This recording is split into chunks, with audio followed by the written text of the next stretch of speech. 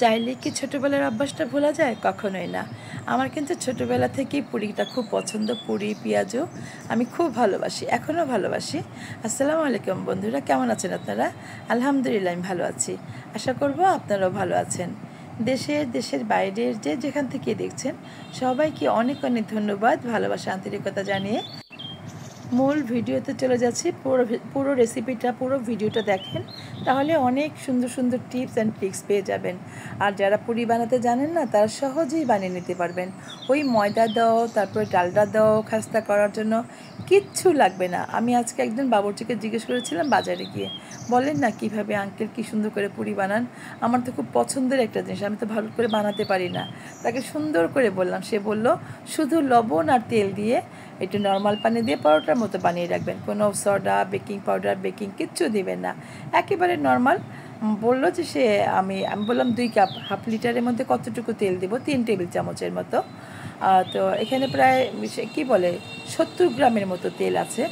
আর 1 litre মানে 1 KG ময়দার জন্য আপনাকে 100 গ্রাম তেল ইউজ করতে হবে। তেলের মেজারমেন্টটা বেশি দেওয়া যাবে না।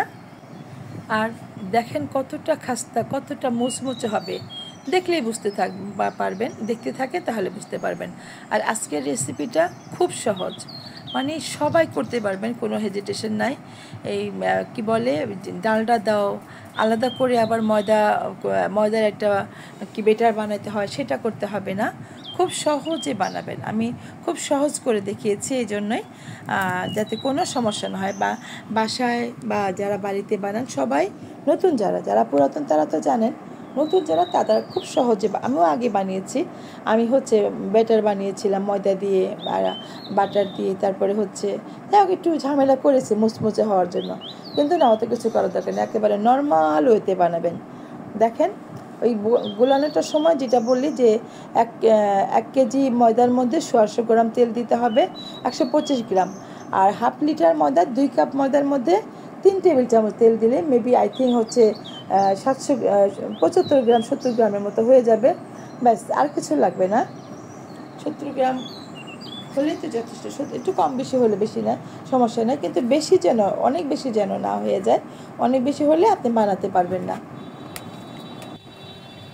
ছোট ছোট করে আমি আমার মতো করে লেচি কেটে নিলাম। আপনারা যেমন শেপ মনে হয়, যতটুকু বড় ছোট করবেন, নিজের মতো করে লেচি কেটে নিতে পারবেন। আমি সবগুলোকে ছোট ছোট করে নিলাম এবং একটু রাউন্ড শেপ করে রেখে দিলাম। এইভাবে কিন্তু হোটেলেও ওরা রেখে দেয়। এতে করে কি হয়, ময়দাটা যখন আপনি ছড়াবেন, দেখেন আমি ছড়াচ্ছি, ইজিতে হাতের মধ্যে বেলে যাচ্ছে। আমার বেলুন লাগবে না, কিন্তু আপনারা বেলুন ছাড়াই হাতে করে নিতে পারবেন। যারা বেলুন দিয়ে আটা দিয়ে ঘষাঘষি করেন, তাদের জন্য কিন্তু আজকের রেসিপিটা দারুণ, দুর্দান্ত।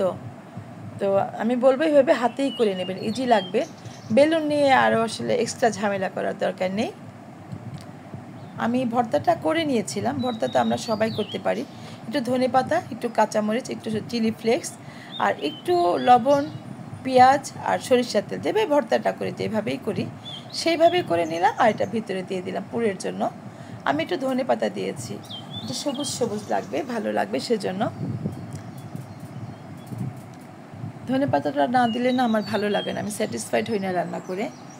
সেদিন রান্না করেছিলাম মনে হয় ডাল, ধনেপাতা দিতে পারি না, কিন্তু মনে হচ্ছিল আমি পুদিনা পাতা দিই।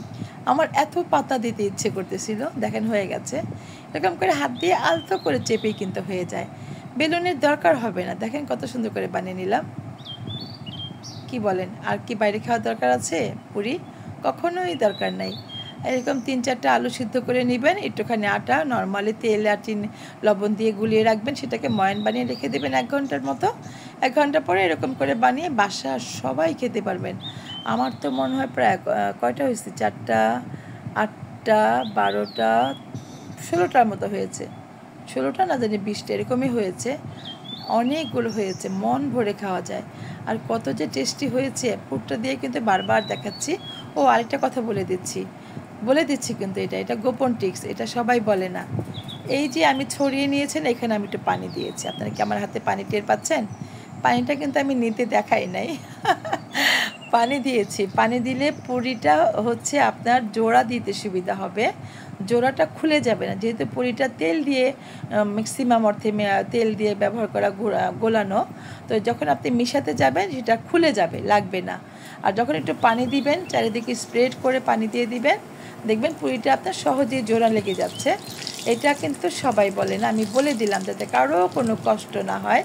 আমি জানি কাজ করতে গেলে সবার কষ্ট হয়, সেই কষ্টটা যেন সবার না হয়। বন্ধুরা, আমার ভিডিওটি কেমন হয়েছে? যদি ভালো লাগে, যদি কোনো কিছু ভালো লাগে, আমি বলবো প্লিজ একটু সাবস্ক্রাইব করে দিবেন।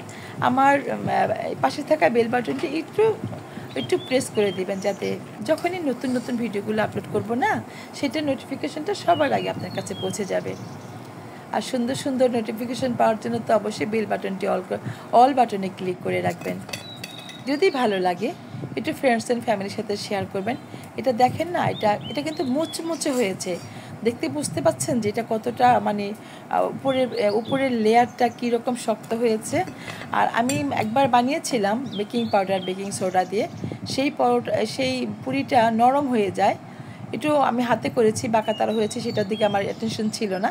আমি মজা করে খাবো সেটার প্রতি আমার অ্যাটেনশন ছিল। দেখেন ভাজাটা কতটা সুন্দর পারফেক্ট হয়েছে। আর পারফেক্ট পুরি বানাতে পেরে আমার খুব ভালো লাগছে, আমি স্যাটিসফাইড। আমি আপনাদেরকে এখন ভেঙে খেয়ে দেখাবো, দেখেন কেমন হয়েছে। কী যে ভালো লাগে। ফাইনাল লুকটা অনেক সুন্দর, একটু সাজিয়ে নিলাম, একটু গোল করে রিং করে পেঁয়াজ দিলাম, একটু কি বলে বোম্বাই মরিচ যেটা সেটা দিলাম, একটু ধনেপাতা দিলাম, জাস্ট এটা লুকিংটা দেখার জন্য। আর লুকিংটা সুন্দর হলে কিন্তু সব কিছুই ভালো লাগে, গার্নিশ ভালো হলে সব কিছু এভরিথিং ইজ ওকে মনে হয় যে হ্যাঁ পেরেছি।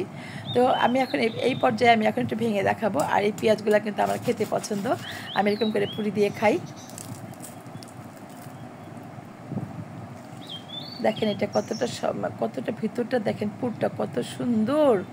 আমি কিন্তু একটু বাড়িয়ে দিয়েছিলাম আলু, আর মচমচে, একেবারেই মচমচে। তো বন্ধুরা, যারা এতক্ষণ ভিডিওটি দেখলেন, যারা এতক্ষণ পাশে ছিলেন, সবাইকে অনেক অনেক ধন্যবাদ আর ভালোবাসা দিয়ে আজকের মতো বিদায় নিচ্ছি আমি মিনা। দেখা হবে নতুন কোনো রেসিপি নিয়ে, সেই পর্যন্ত সবাই ভালো থাকেন। আল্লাহ হাফিজ।